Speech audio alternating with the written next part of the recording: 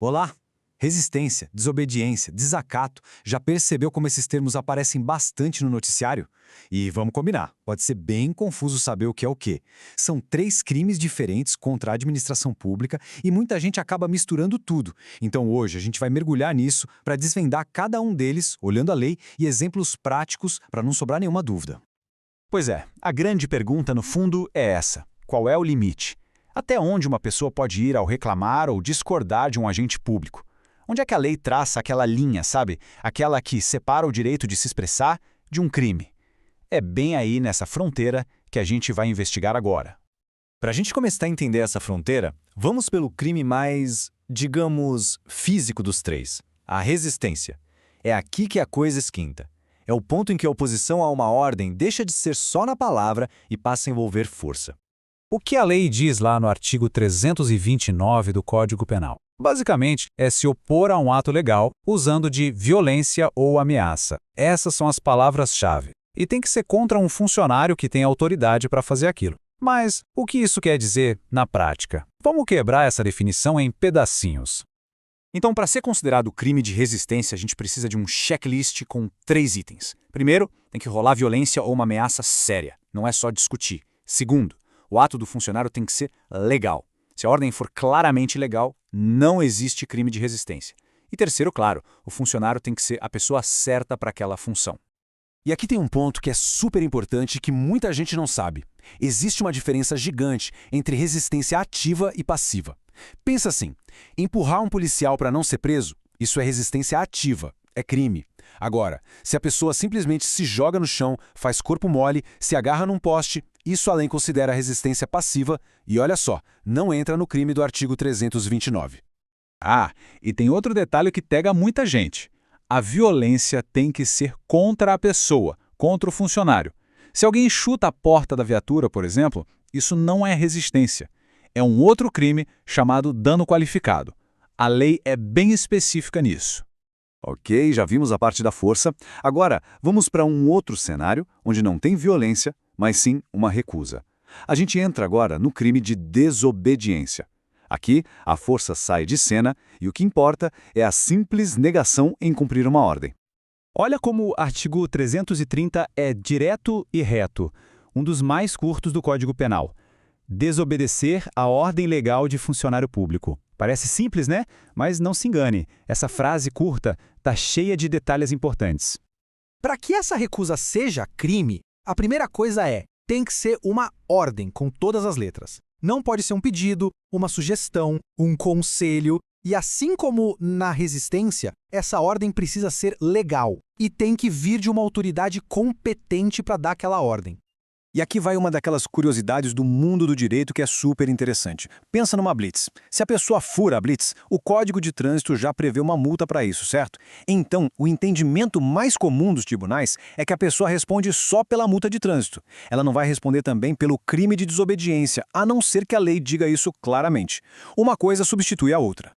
Bom, agora a gente chega no terceiro e, com certeza, no mais polêmico dos três, o desacato. Aqui o problema não é a força, nem a recusa em obedecer. O foco aqui é a ofensa, a humilhação. E é um terreno bem cinzento que gera muita, mas muita discussão. A lei, no artigo 331, fala em desacatar. Mas o que é isso, afinal? É basicamente ofender, menosprezar, humilhar um funcionário público. E o detalhe crucial é que o crime acontece quando ele está trabalhando ou por causa da função que ele exerce. O alvo da proteção da lei não é a pessoa, mas a dignidade da função pública. E na prática, o que pode ser desacato? Olha, a lista é grande. Vai desde o mais óbvio, como xingamentos e gestos ofensivos, até atos mais simbólicos. Por exemplo, rasgar um mandado na frente de um oficial de justiça ou, sei lá, pegar o cap de um policial e jogar no chão.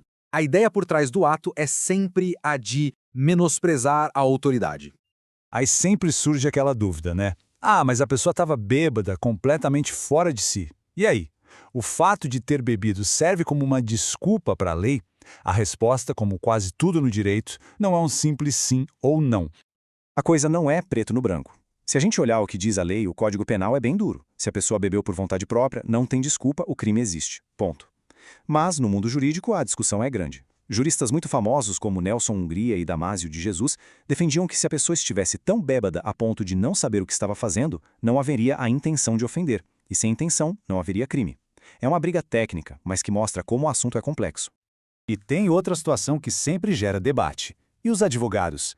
Eles têm por lei o que a gente chama de imunidade profissional, que permite que eles se manifestem de forma mais forte na defesa de seus clientes.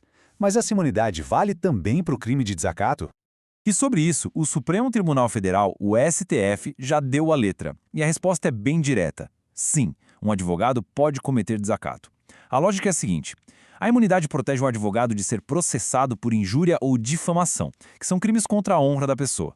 Só que o desacato, como a gente viu, não é um crime contra a honra de alguém, é um crime contra a administração pública. E aí essa proteção não se aplica. E por muito tempo se discutiu se o crime de desacato era compatível com a Constituição e a liberdade de expressão. Mas em 2020, o STF bateu o martelo. A Corte decidiu que sim, o artigo 331 foi recepcionado pela Constituição, ou seja, ele continua válido. Fim de papo. Só que não é qualquer coisa. O próprio STF disse: calma lá, a aplicação dessa lei tem que ser cuidadosa. O desacato tem que acontecer na presença do funcionário, tem que atrapalhar de verdade o trabalho dele e, um ponto muito importante, os agentes públicos precisam ter uma tolerância maior a críticas, até mesmo aquelas mais duras. É um recado claro em busca de equilíbrio. Ufa! A gente viu cada um dos crimes em detalhe. Que tal agora a gente colocar tudo lado a lado para fechar o raciocínio e não ter mais como errar? Vamos fazer um resumão? Olha só como fica fácil de ver a diferença. Resistência, a palavra-chave é violência ou ameaça. O exemplo clássico é empurrar um policial. Desobediência, aqui a palavra-chave é recusar uma ordem legal. O exemplo é não parar numa blitz. E o desacato? Aí a gente está falando de humilhar, de ofender. O exemplo é xingar um oficial de justiça. Viu só? Uma coisa é força, outra é recusa e a terceira é ofensa. Simples assim. Tá, mas no fim das contas, por que essas leis existem? Qual é o grande objetivo por trás delas na nossa sociedade?